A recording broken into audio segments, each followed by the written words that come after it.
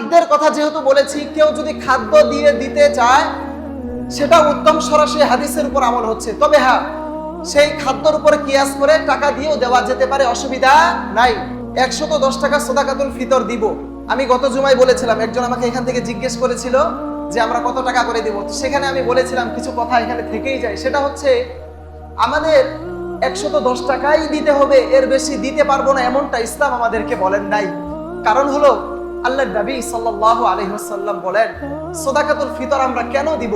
কারণ রমজান মাস শেষে একটা ঈদের দিন, আনন্দের দিন, প্রত্যেককেই ঈদের দিন ভালো মন্দ খাবে, প্রত্যেককেই নতুন জামা পোশাক পরিধান করবে, প্রত্যেকেই যার যার মতো আনন্দ উল্লাসে মেতে উঠবে। কিন্তু আমাদের পার্শ্ববর্তী অনেক ভাইয়েরা থাকে যারা গরিব, যাদের সামর্থ্য নাই, যারা ভালো মন্দ কিনে খেতে পারে না, যাদের একটু নতুন পোশাক পরিধান করবে এতটুকু তৌফিক, এতটুকু সামর্থ্য তাদের নাই।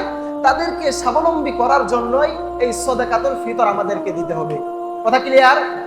এই জন্য সাদাকাতুল ফিতর দিতে হবে। আচ্ছা, এখন প্রশ্ন, 110 টাকায় যদি আমরা সাদাকাতুল ফিতর দেই, আচ্ছা বলেন তো 110 টাকা দিয়ে একটা জামা পাওয়া যায় বর্তমান সময়ে? 110 টাকা দিয়ে এক পোয়া গোশত পাওয়া যায়? বা একবেলা ভালো মতো বাজার করব সেটা পাওয়া যায়? পাওয়া যায় না। 110 টাকা আমাদেরকে কেন বলেছেন? এজন্যই বলেছেন আমরা যেন এর নিচে না আসি। আমরা বাঙালি তো, যদি বলি মন মতো দাও তাহলে দেখবেন কেউ 5 টাকা, 10 টাকা, 20 টাকা দিবে, ঠিক না?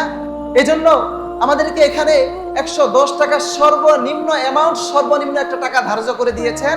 কেউ যদি চায় এর চেয়েও বেশি দিতে পারে, অসুবিধা নাই। প্রিয় হাজিরিন, আপনার এই সাদাকা দিয়ে, আপনার এই ফিতরা দিয়ে আপনার পার্শ্ববর্তী অনেক গরিব আছে, অনেক অসহায় আছে, অনেক মিসকিন আছে, অনেক ফাকির আছে, তারা আপনার এই টাকা দিয়ে স্বাবলম্বী হবে, একবেলা ভালো মন্দ খাবে, হয়তো ঈদের জন্য একটু কেনাকাটা করবে, একটা নতুন পোশাক পরিধান করবে।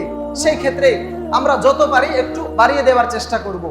আরেকটা কথা, খাদ্যের কথা যেহেতু বলেছি, কেউ যদি খাদ্য দিয়ে দিতে চায় সেটা উত্তম, সরাসরি হাদিসের উপর আমল হচ্ছে। তবে হ্যাঁ, সেই খাদ্যের উপরে কিয়াস করে টাকা দিয়েও দেওয়া যেতে পারে, অসুবিধা নাই।